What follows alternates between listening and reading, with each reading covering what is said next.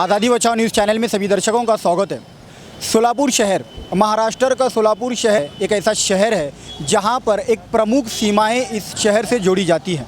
जी हां, हम बात कर रहे हैं कर्नाटक से लेकर जो है तेलंगाना और तेलंगाना से लेकर जो है आंध्र प्रदेश, इन राज्यों को जोड़ा जाने वाला प्रमुख रास्ता माना जाता है और वो है सैफुल से लेकर जो ये रास्ता निकलता है। ये रास्ता गुरु नानक चौक से लेकर जो है पानी टाकी से लेकर जो है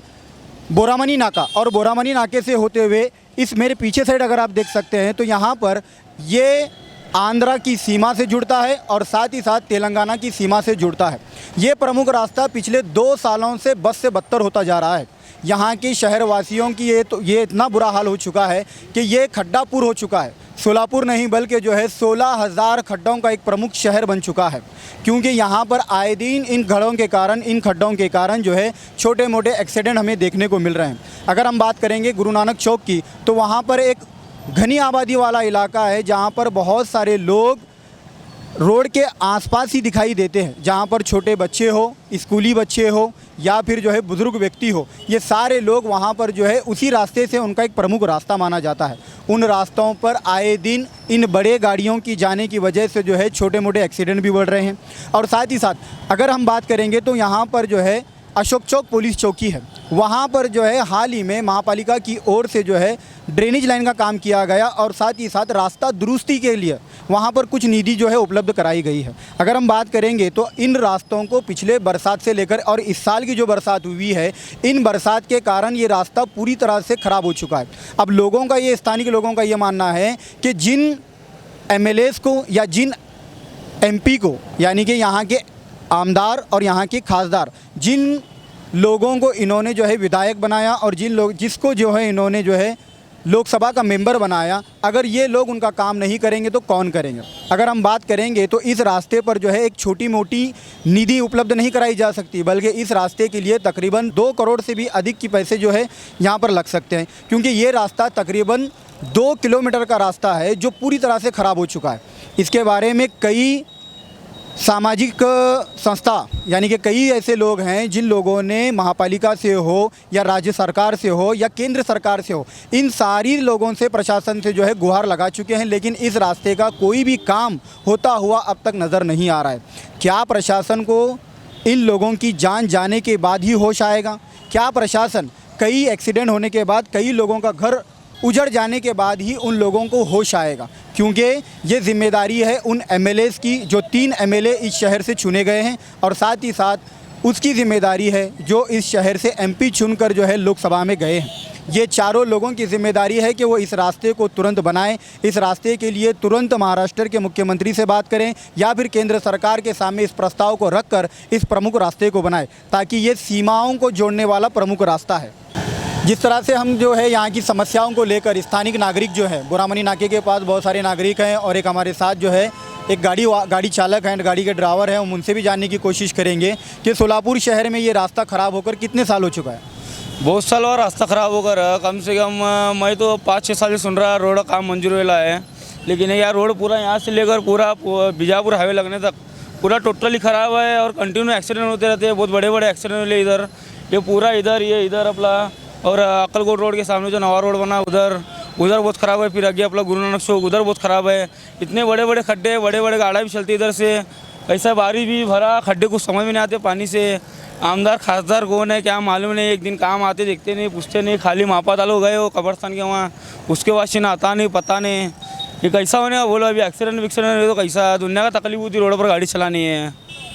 तो जिस प्रकार से एक वाहन चालक जो रोज़ाना इस रास्ते से उनका जाना आना है, यहाँ पर गड़ों की जो समस्या है, ये कोई 1 या 2 दिन की समस्या नहीं है, बल्कि कई सालों की समस्या जो है इस रोड पर चलती आ रही है। कुछ स्थानिक नागरिक भी हमारे साथ हैं, मैं उनसे भी जानने की कोशिश करता हूँ कि यहाँ पर जो समस्या है, जो रोड की गड़ों की जो समस्या है, खासकर ये समस्या पिछले कितने सालों से जो है समस्या चल रही है? देखिए साहब, कहने का खास एक मकसद है, यहाँ की जो प्रशासन है ये अब भी सोई हुई है और आपके आज़ादी बचाओ हो या शहर के अनगिनत ऐसे न्यूज़ चैनल है, उनके माध्यम से बार बार यहाँ की हालत शासन को, प्रशासन को बताने के बाद भी महापालिका PWD के सेंटर में डालती है पीडब्ल्यूडी महापालिका के अंतर्गत में ये काम डालती है। ये दोनों की लापरवाही, मैं तो कहूँगा ये हलगर्जीपना जो है, इसके वजह से सामान्य नागरिक को यहाँ बहुत ही मुश्किलों का सामना करना पड़ रहा है। और ख़ास तौर पर देखा जाए, ये जो महामार्ग है, ये जो महाराष्ट्र से बीजापुर को जोड़ने वाला जो महामार्ग है, यहाँ जड़ वाहन जो जाते हैं रोज की तरह से, यहाँ कॉलेज की स्टूडेंट हो, कामगार वर्ग हो, ये अपनी जान जो है किसी तरह से मुट्ठी में लेके यहाँ सफ़र करना पड़ता है। अब देखिए यहाँ जो खड्डा है, ये गुड़गे पर खड्डा है, यहाँ हर एक बाइक वाले को झटका लगता है खड्डे का। ये सब बताने के बाद भी यहाँ की पालिका शासन सोई हुई है। इसको कब तक सोना है, जब तक सोने दे। जिस दिन सोलापुर की आवाम जागेगी, उस दिन पालिका शासन की नींद कैसा जगती है, ये आपके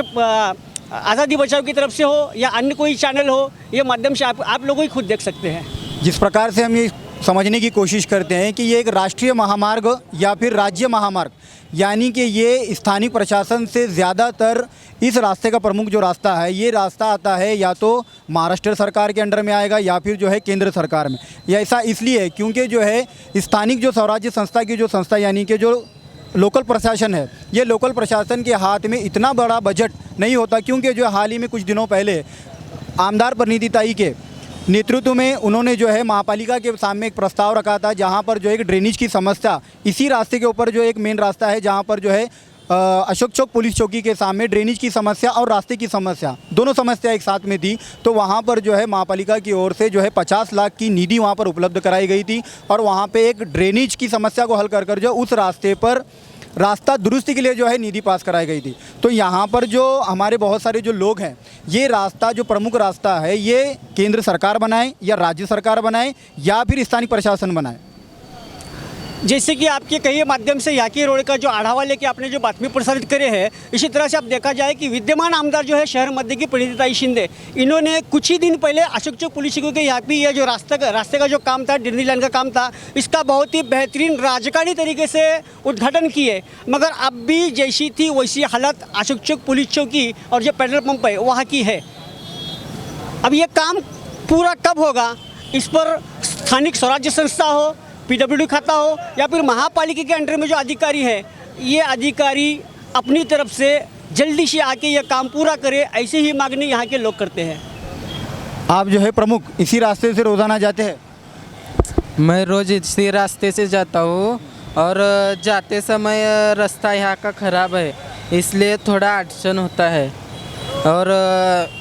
साइकिल चलाते समय साइकिल चलाते समय बैलेंस बिगड़ जाता है। अगर रात समय किसी को गाड़ी चलाने आए, किसी ने नहीं देखा तो गाड़ी, तो खड्डे की वजह से किसी का अपघात भी हो सकता है, इसलिए ये काम ज़रूर करें। तो जिस प्रकार से जो है यहाँ की जो स्थानिक नागरिक हैं, उन लोगों की ये डिमांड है कि जल्द से जल्द इस रास्ते को पूरा करें,